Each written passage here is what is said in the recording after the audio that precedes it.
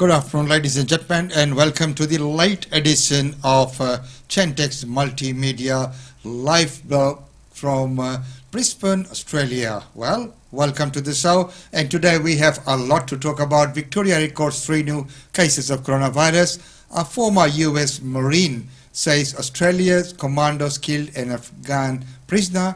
US Justice Department accuses Google of abusing its dominance, and NASA successfully lands a probe on the Bennu asteroid.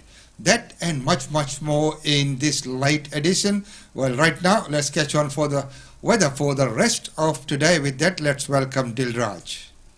Good afternoon, everyone. Weather forecast for the rest of today is maximum 28 degrees. Brisbane area is partly cloudy with 50% chances of rain. Light winds easterly 15 to 20 km per hour, becoming light in the evening. Fire danger is high. Sun protection is recommended till 3 past 10, and UV index is predicted to reach 9, that is very high. Till tomorrow, stay safe and enjoy the rest of your day. Thank you very much, Dilraj, for that update with the news. Well, right now, let's go and look. Let's go and take a very quick look at what's making news in the headlines. News.abc.net.au and on iView. Here are today's top stories. Victoria has recorded just 3 new coronavirus cases in the past 24 hours and no deaths, taking Melbourne's 14-day average to 6.2. The number of cases in the metropolitan area with an unknown source has also fallen to 10, so that's those mystery cases. Victoria's racing minister has abandoned plans to allow hundreds of extra people at the running of the Cox Plate, hours after announcing them. The plan was met with anger online as most Melbourne businesses remain shut. A former US Marine has alleged Australian commandos shot dead an Afghan prisoner after they were told he wouldn't fit on a military aircraft coming to pick them up. The helicopter crew chief was providing aerial support on a night raid targeting Taliban drug operations in mid-2012. The Department of Defence says it can't comment while an inquiry into alleged Special Forces war crimes is underway. The US Justice Department is suing Google, accusing the internet giant of abusing its dominance over internet searches and online marketing. The lawsuit claims Google's monopoly is hurting competition and consumers and alleges the tech giant pays billions of dollars to manufacturers to make sure it's the default search engine on internet browsers.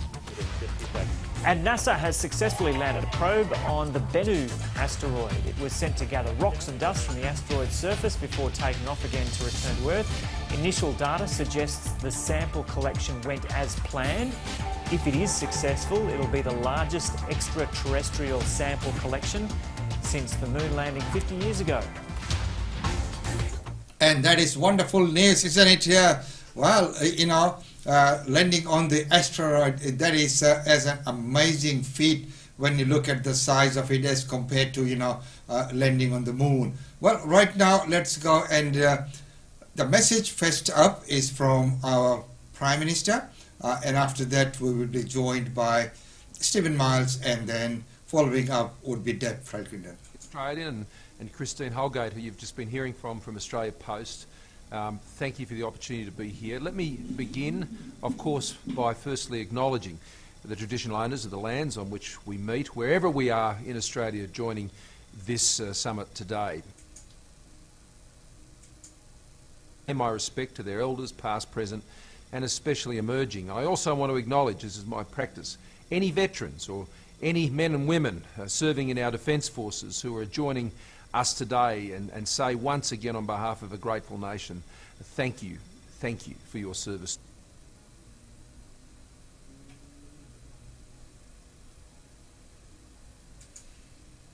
And Australia Post are bringing together this summit today. Both organisations have had to navigate and are still indeed navigating, as you've just heard, the changes that the digital revolution is bringing. Not just for weeks or months during this pandemic, but continually, year after year. This year, everything to so much.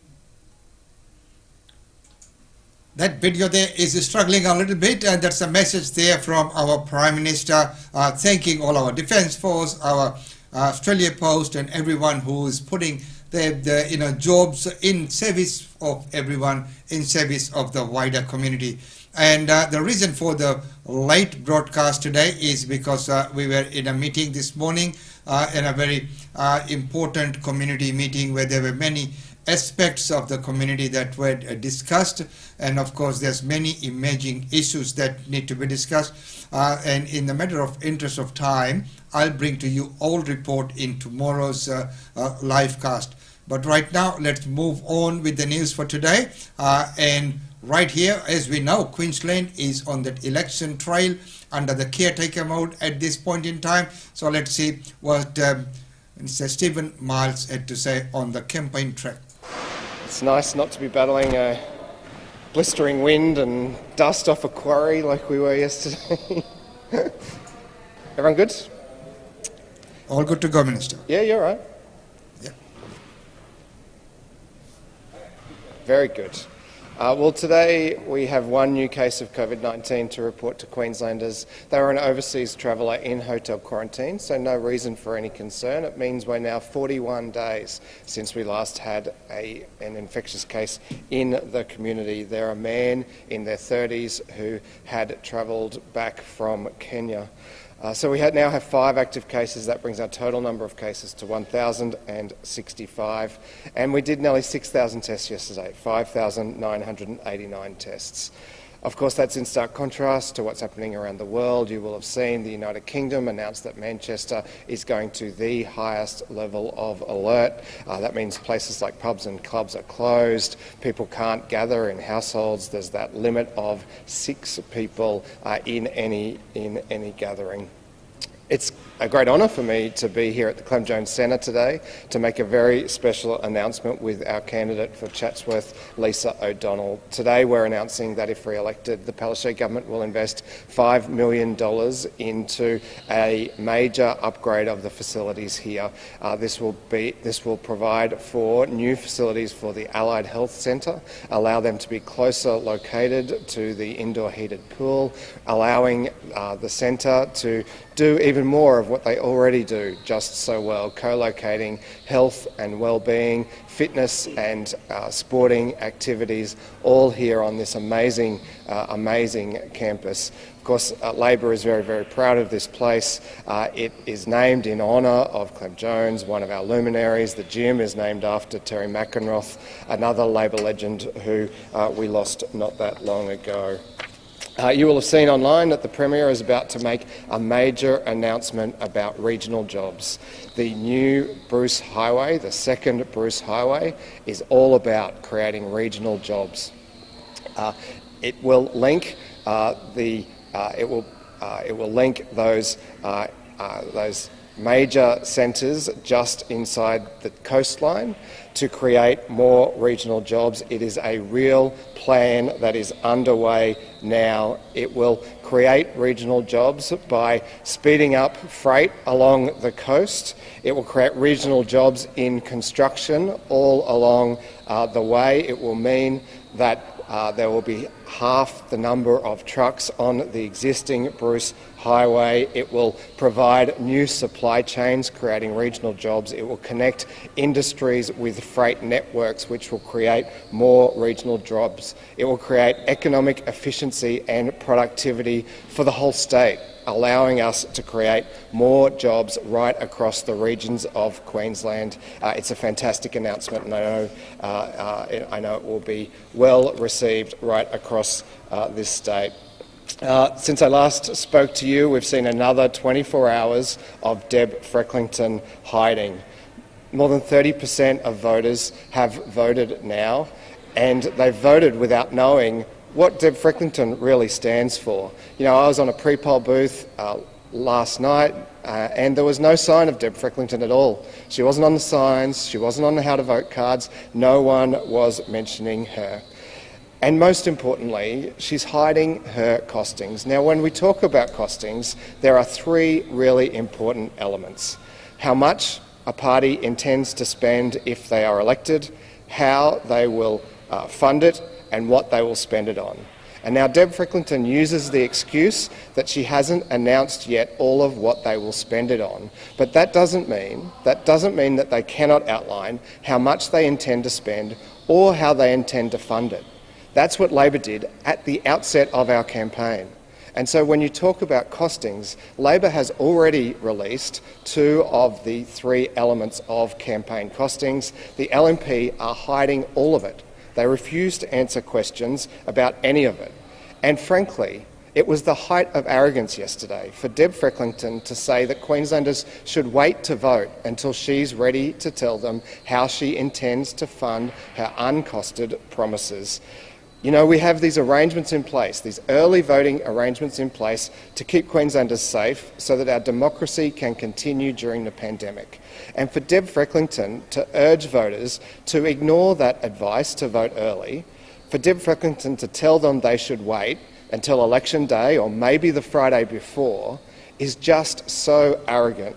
She needs to stop hiding and she needs to tell Queenslanders now, while they are voting, how much... Yes, while they are voting, and well, let's get her out of hiding and let's bring her on next. So next up is Deb Frecklington herself. What a beautiful, beautiful North Queensland day. Just excuse me.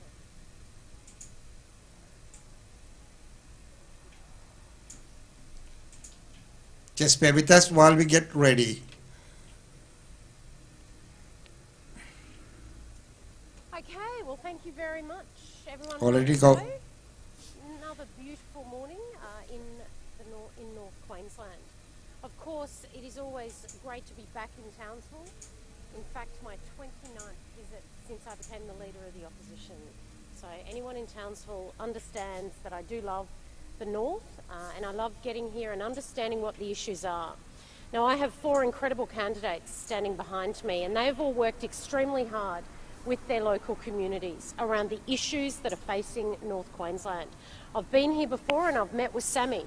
Sammy, who owns a local cafe in Thuringowa, who has suffered through the consequences of Labor's soft-on-crime approach. It just isn't working. Crime is out of control in Townsville and in Cairns. Labor's soft-on-law approach is not working. Now, we know that Labor have scrapped the breach of bail for juveniles. We know that Labor's ridiculous catch and release laws have added to the juvenile crime problem here in Townsville, and something must be done about it. Now, the LNP will fix the juvenile crime problem.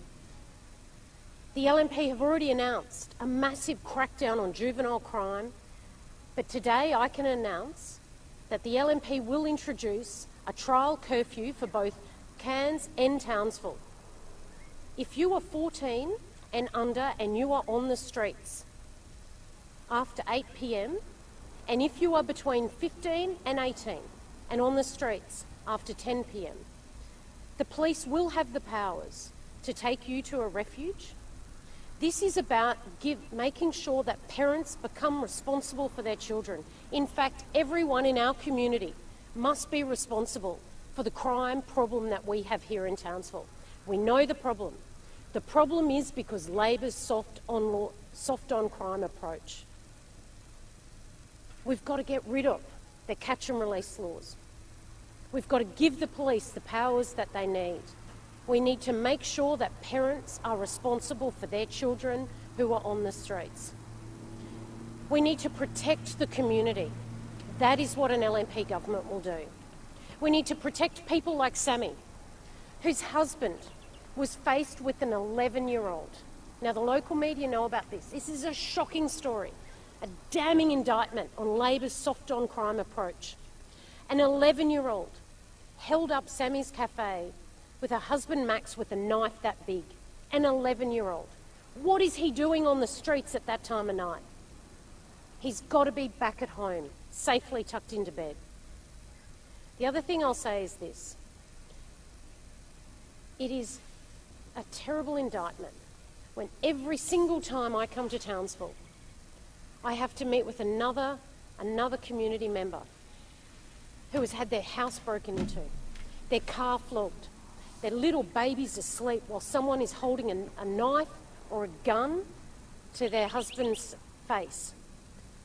It's just got to stop, and that is exactly why the LNP will take this tough on crime approach for this trial, not just in Townsville but in Cairns as well. Now I'm going to throw to Glenn Doyle, who is an Inspector of Police here in Townsville. Thanks, Deb, and great to have the opportunity to talk to you again. Look, my experience and the experience that I've had with my fellow police is we are frustrated. The fact that young people are out roaming the streets at night with no lawful reason is what people are talking to me, and it's what my colleagues talk about every day. I've been faced with that issue in the past, and unless we do something about it and get these young ones off the street, the opportunity is still going to be there to offend.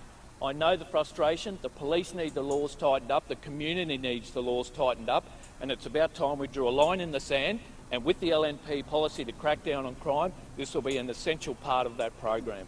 Thanks. Colonel? The number one issue in our community is crime and its impact on community safety. That's what we're being told. Our community is telling us that they are sick of Labor's inaction on crime and lack of concern of community safety. They will welcome this announcement. There will be broad mainstream support for this announcement as taking decisive and effective action. The people of Townsville want a government that has consequences for crimes, a genuine concern for community safety, and has compassion for the victims of crime. Only an LNP government will bring that change to our city. Only an LNP government can deliver action on crime and community safety. No. Good morning. Our community is crying out. They want to be safe in their homes. You've heard it. I've heard it. So, ladies and gentlemen, we'll leave that aspect right there because it is campaigning time and it's the campaign trail. So, that is to be expected. And of course, some of the videos there as well. And right now, moving on, let's move on to the next segment.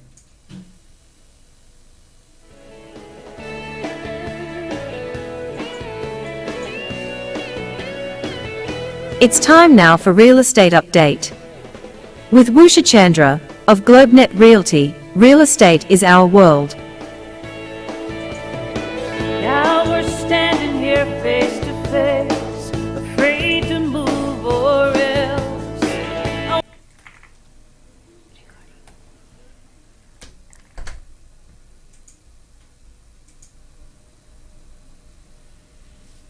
And with that, ladies and gentlemen, it's time now to welcome the Director and Licensee of GlobeNet Realty, Usha Chandra. Welcome to the show, Usha. Good morning, Umesh. Good morning to our viewers and our listeners. And thank you so much for having me on your show again. Ladies and gentlemen, a little bit about Usha. With over 30 years of experience, Usha Chandra is the longest established agent in her trade area, having unparalleled passion for her industry and her desire to serve. She is the agent of choice for the locals. With so many transactions under her belt, you can be rest assured for her excellent negotiation skills. Usha has owned and operated several real estate agencies in Brisbane. Trusted for generations, she has completed transactions for who say our grandparents dealt with you and have recommended you. So she has dealt for generations. She prides herself in providing professional and ethical service, a business that has been built on teamwork. And she has a lot of awards under her belt. And of course, when she started as a nationwide, at that time even becoming top in the whole of Queensland states, that in another segment. But right now, so Usha, once again, being number one in the area and having been established for such a long time area, how have you done it? What has it been like being in the area for such a long time? Yes, Umesh, I have been working in that area for a long time, and it's the dedication of our team and the connection we have had with all the buyers, sellers, landlords and tenants in the area that has made our work much easier, and that's how we have been successful this far. So that is wonderful, and you have become quite an local entity, being engaged with so many local functions and events. And of course, we will talk about, before we go into the stats for today, I think you had a stall at the local shopping center. How did that go? Yes, we had stall last Saturday at Tigam Shopping Centre. It was successful. We were planning to have it for longer period, but the girls were running out of the bags and all those sort of things. So yeah, it was quite successful. So the girls ran out.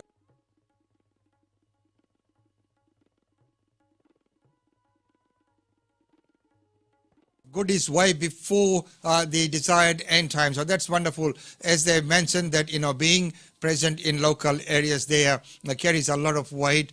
People find out and they know about the agency. Well, talking about the area as we were mentioning before, so what are the local, the stats around Boondall at this point in time?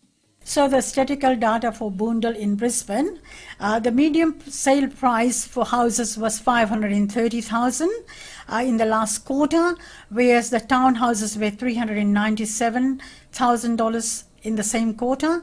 The median price change last quarter was 2.9% in the houses and 7% in the townhouse and apartments. That shows a lot of growth in the townhouse and apartments. Median price change for the year was 1.92%, almost 2%, whereas in the townhouses and apartments was 10.43%. The median price change 2 years was 1.3% in houses and 4.6% into the houses, townhouses and apartments. So, that indicates that, there has been a strong growth and demand in the townhouses area. Why would that be? I think a lot of professional couples, they don't want too much yard work and things like that. They haven't got that much time. They would like to, they prefer townhouse living where they have got the pools, tennis courts, and all the facilities are there. So they prefer the townhouses because of the time. They would like to enjoy their time elsewhere as well. So it might also be the change in the lifestyle preference of the demographic around Boondall and area, and I think that might be true for Greater Brisbane as well. People moving even inner city into apartments, into that kind of lifestyle which they really prefer these days. Definitely the lifestyle change is a lot with younger generation these days. They would prefer to live in apartments. Well, moving on, let's take a very quick look at your suburb profile. So, what is the suburb profile for the area at this point in time? The suburb vacancy rates, actually, it's a very small amount, only 0.88%, whereas the rental stock available is 33 properties in the general area, and the population of Boondall is over 9,000 people living in the area, and average rental population in that area is 25.59%. Excuse me, I must have misread that, but we were talking about, in this last slide, we were talking about supply and demand of rental properties in Boondall area. So, 0.8% vacancy, that is quite low. It is extremely low. We haven't got too many properties. I mean, there's multiple applications coming on each property, so there is a high demand of rental properties. So I would request our investors to please come on and invest in the area, because the growth is pretty high there. Well, it is. I mean, when you look at so many agencies working in the area, and the number of properties available on the market at the moment is only 33, and with a vacancy rate of 0.8%, that is quite a strong demand for the area. I think it's become quite a desirable location with all the amenities to, so close. Definitely, there's a lot of amenities. There are schools, Naji College, Boondall State School, Sengate High School, the 2 train stations, very close to the airport. All the amenities are there. Major shopping centres are only a few minutes drive from the suburbs. So it's a high demand area. Excellent, well done. I mean, look at the vacancy rates. I'm impressed at that. 0.8% only. Quite contrary to what people said, that investors will be left out, properties will remain vacant, and tenants will be scarce. But right now, moving on, I'd like to congratulate you on still maintaining your #1 position in your trade area. So you have done very well. So let's take a very quick look at this slide there, where you are the #1 agent, and this is for Tigum. So we're looking at Tigum area at this point in time, and it is a very tough area, but you are #1 as compared to the #2. So 7 sales as compared to the 5 for the next agent. Of course, we have taken out the name under the privacy thing, but maintaining #1.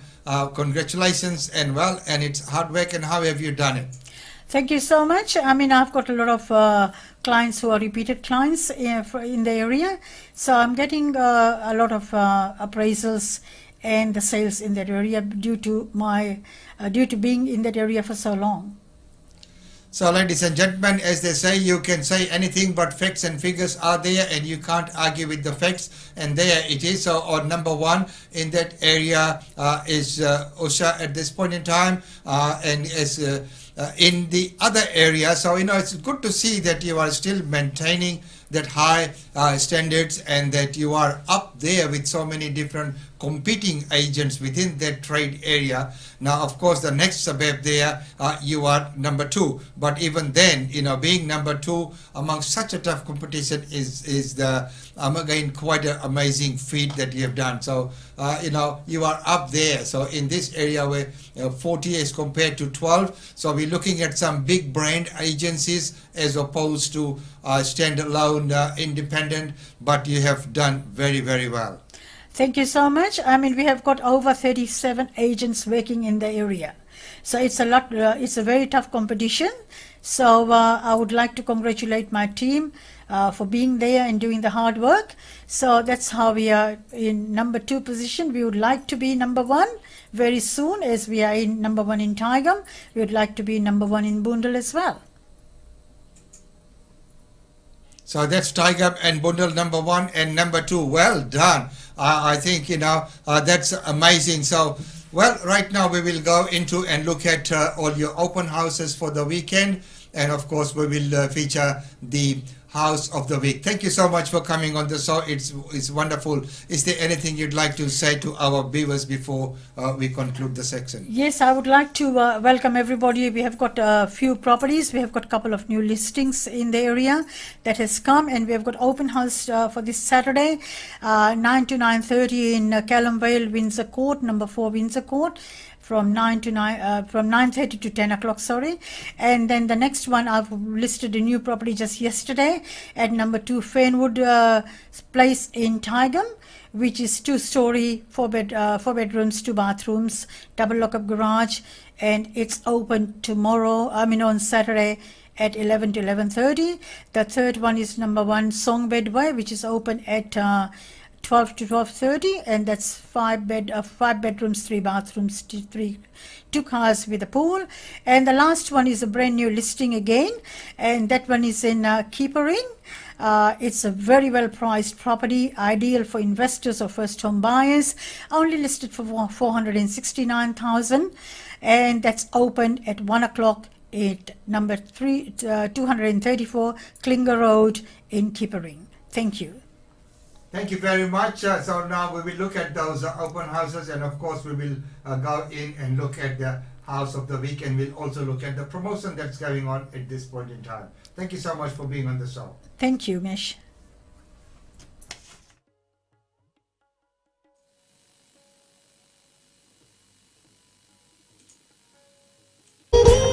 GlobeNet Realty. GlobeNet Realty has been the longest established, trusted and respected agency in its trade area. Washa Chandra, Director of GlobeNet Realty, provides honest and ethical service to her customers. If you are thinking of investing in Brisbane real estate market, or if you are seeking professional property management, then you should contact Usha Chandra today on landline 3865 4466 or mobile 0419 775 416.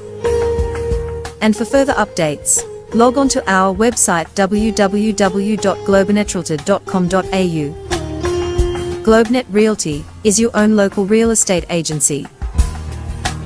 Situated at Shop 52281 Sandgate Road, Boondall. GlobeNet Realty.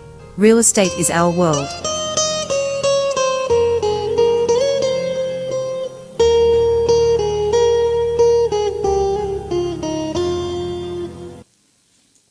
Real estate is the world, that's for sure. Well, right now, congratulations becoming first and second in the two suburbs there, which is not an easy task, as I mentioned in my interview there.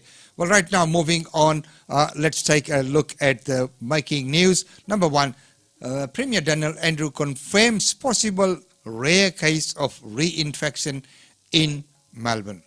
The person who's reinfected, does that mean they're back in another 14 days of isolation? I'm not sure. Well, yes, they would be, because they're being treated as if it's a fresh coronavirus case. Now, I won't speculate about whether they are or aren't. All the experts have sat around and looked at all the testing and everything that's the science that sits behind that, if you like, the biology that sits behind that, and they can't determine whether it's shedding or whether it's fresh, new. So through an abundance of caution, the assumption is that they've got it for a second time. Now, if that is in fact the case, and I think it's always better to be, cautious, if that is in fact the case, well then that'll be one of, I think, only a handful of those sorts of reinfection cases that we've seen anywhere in the world. The 3 mystery cases that have dropped off now, it was 13 yesterday, it's 10 today. Do you know if that's because you've managed to link some to other outbreaks, or have they just fallen off because they're at the back end of the 14 days? It could be either. I'm not certain. What I do know is that expert panel has been each day this week, probably again today, going through each of the mystery cases from recent times and trying to work out, through a very painstaking process, are they a genuine mystery case, or do we have a suspicion, do we have a theory, and is it robust enough to call that not a mystery case?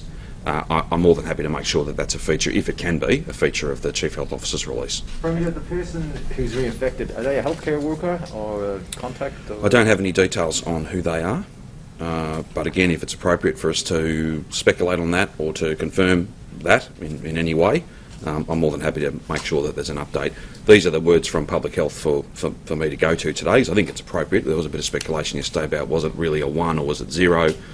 It's being treated as a 1 because frustratingly we can't, despite some very, very clever people who do this for a living, going through all the different elements of this, they can't be satisfied to a pretty high standard that this is not a new positive case, even as unlikely as it is that you can get this twice. At least that's the advice we have. How concerning is it to see a reinfection in our community? Well, this is we are assuming through an abundance of caution that this person has got it for a second time. I think the international picture is one where there's literally a handful out of millions and millions of cases across the world. It would seem that there's only a very, very small number that are in that category, and perhaps we'll never actually know. But I think it's better to... So there you go, Premier Daniel Andrew, not in such a very, very bad position as he was a little while back. Well, it was all about the hotel quarantine. So one of the security guard speaks out. Let's take a look at that report.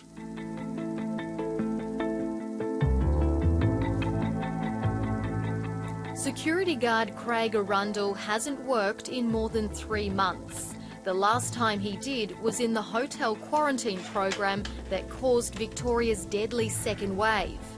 That program is now at the heart of an inquiry investigating what went wrong. There didn't seem to be any upper management or even government people on the ground seeing how it worked, seeing how everyone was going, getting feedback. There was just none of that. Craig's personal experience as a security guard led him to being called as a witness at the inquiry. In August, he gave evidence under pseudonym about what it was like on the ground at 2 quarantine hotels. You detailed that the dealing with these patients was taking an emotional toll.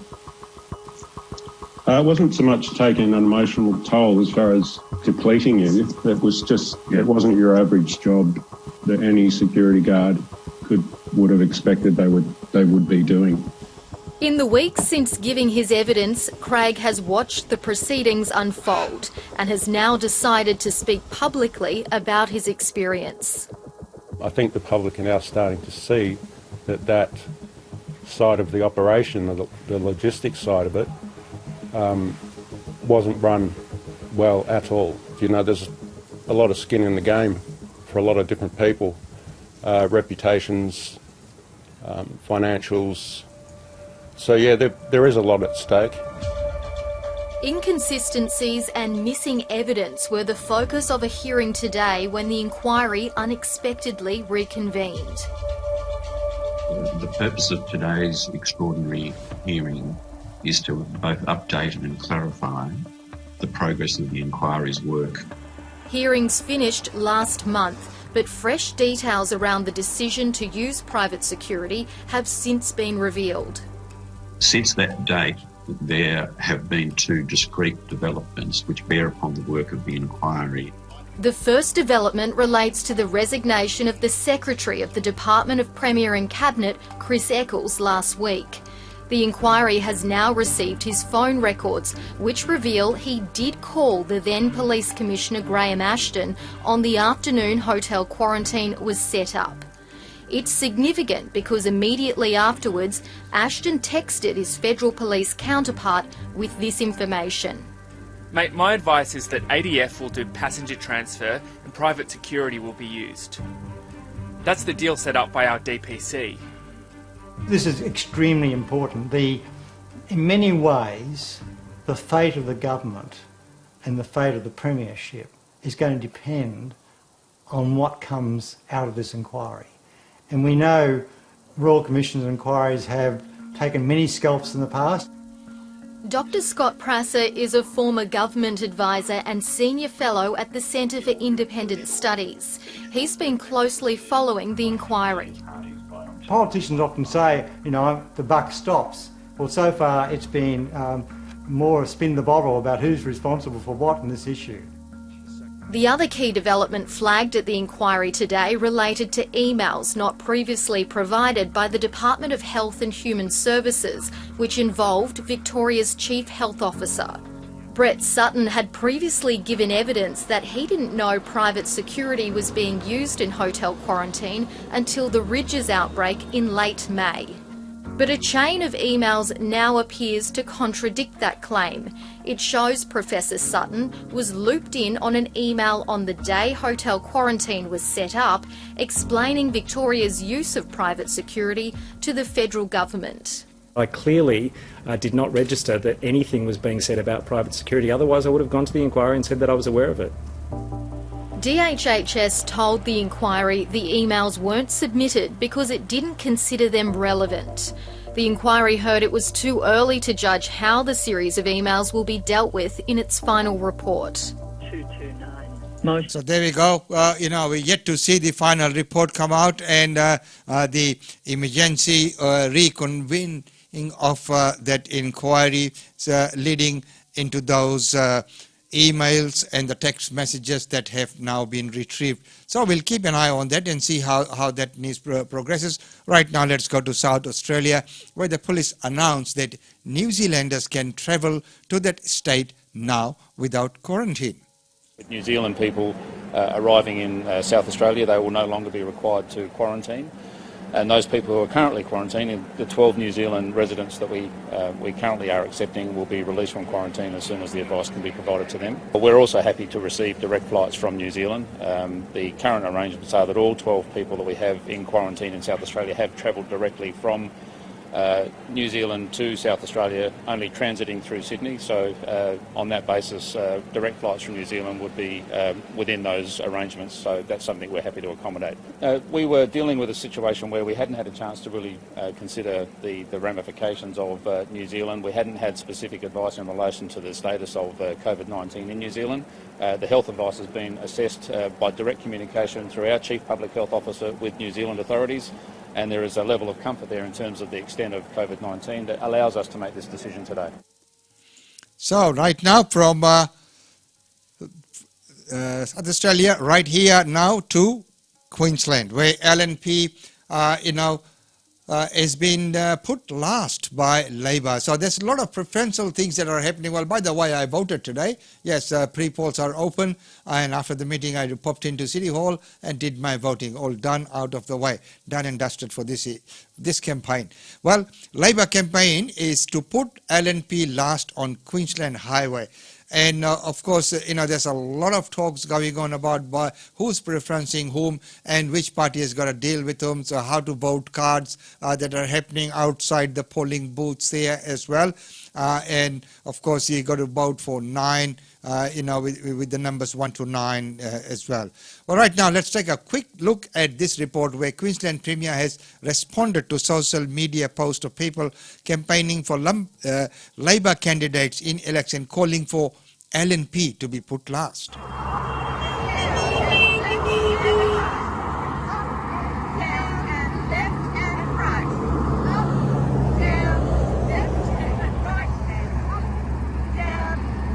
Oh my God.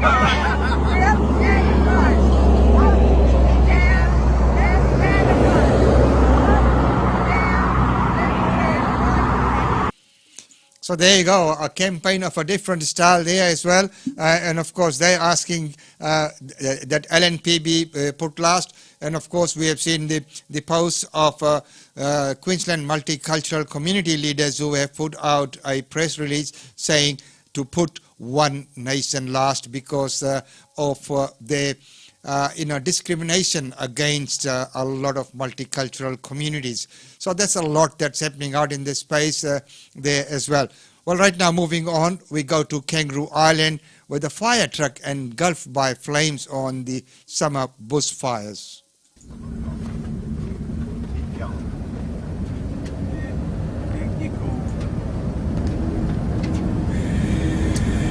We've got no choice, we've got to get through this. You can't get here to the front, drop your side turn, just leave the front open.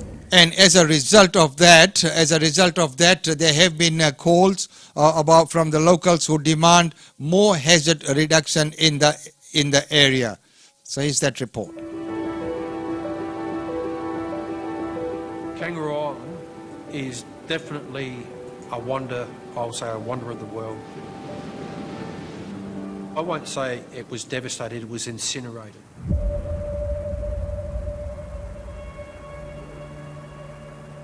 Guys, you're about to go through the front.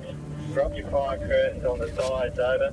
This was just no average fire. This was a beast. Yeah, Rob, keep pushing through. We're doing okay directly behind you, but you need to keep pushing through. Roger, I'm just about through the front.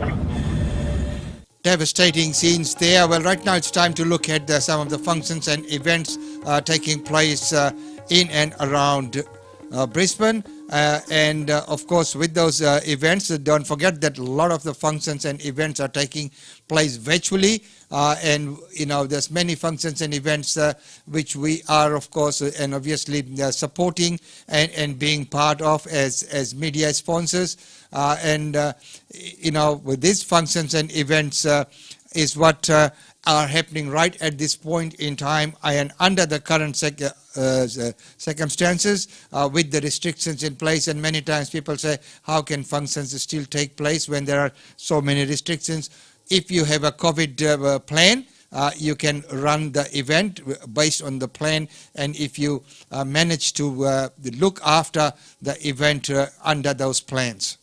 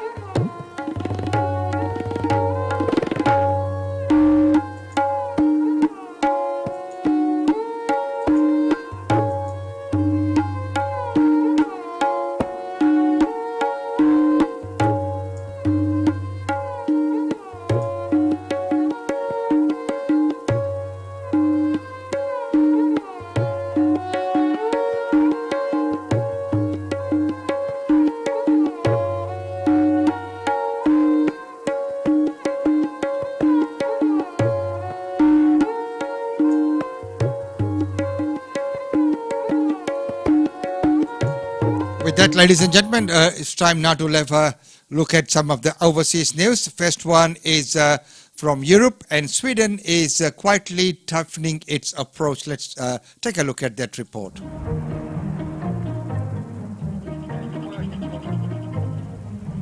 Sweden's COVID cases may be back on the rise, but for Australians Astrid and Andrew in Stockholm, there doesn't seem to be a lot to worry about. In Sweden, we've had a lot of freedoms. I think that we feel very relaxed here compared to back home. I think there's a lot less anxiety. We feel very secure in our jobs and in our day-to-day lives. So I think it's definitely a big difference. They've been living and working in Sweden for several years, and today they're enjoying a taste of home at an Australian-themed pub. You know, we have pies on the menu. We have palmies or palmas if you're from Victoria. You know, we have Aussie beers, we have Aussie wines, we sell Vegemite. The most prized possessions, the Tim Tams. Plus, Cooper's Pale in Sweden. Yeah, mate. We're not doing so. Aussie pub won't be complete without the Tim Tams there as well. Well, right now, still on overseas, let's go to Philippines, where President Rodrigo Duterte said that he would be responsible for any of the killings under his anti-drugs crackdown. Kaya kung may patayan dyan, sabi ko, ako ang you can hold me responsible for anything, any death that has occurred in the execution of the drug war. Kaya kung mamatay ka, kasi galit ako sa droga. Yun ang sinasabi ko. Kung yun ang sinasabi ko, dalhin ninyo ako sa korte para ikulong. Fine. Wala akong problema. If I serve my country by going to jail, gladly. Big bold statements there from the President Rodrigo. Well, NASA has been trying to collect a sample from the asteroid Bennu, and of course they have been successful in actually, part of their project. So the spacecraft is going to depart from orbit, slowly descend to the surface of the asteroid, reach out with a sampling arm, make contact with the sampling head with the surface for just 5 seconds, discharge nitrogen gas into the surface to stir up the surface under the sampling head so that it will flow into the sample chamber, and then get out of there, burn its retro rockets and get back to a safe distance from the asteroid, where we'll measure how much sample we got in the chamber. Mostly, we think that Bennu has materials with hydration and organic material in them from the beginning of the solar system, so 4.5 billion years ago. A lot of things could go wrong because the spacecraft's about the size of a van, and the asteroid has a lot of boulders in it, so we have to go between the boulders to get our sample.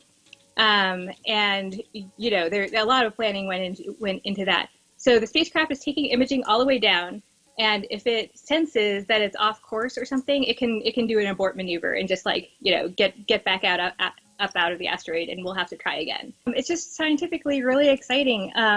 It's the first time that we've been to the surface, we tried to touch the surface of another solar system object. The first time that NASA has tried to do that in order to bring back the sample, in a really long time. It'll have water and organics in it, we think, locked into the rocks of the sample, and it'll just be scientifically extremely interesting in a different way. So, ladies and gentlemen, thank you very much for your company. That's all for today in the late edition. And of course, we always have the late edition when we have some important community meetings and functions that we need to attend to. It's been wonderful having your company, and as usual, we'll be back on the normal time from tomorrow. But right now, it's been wonderful having your company. And of course, during Navratri, today is Panchami, meaning the 5th night. Of course, it is the night of Skandamata. My Mata's blessing be with all of you. Enjoy responsibly. And of course, see you all tomorrow. Until tomorrow, it's goodbye from me. Be good. But most importantly, Stay safe.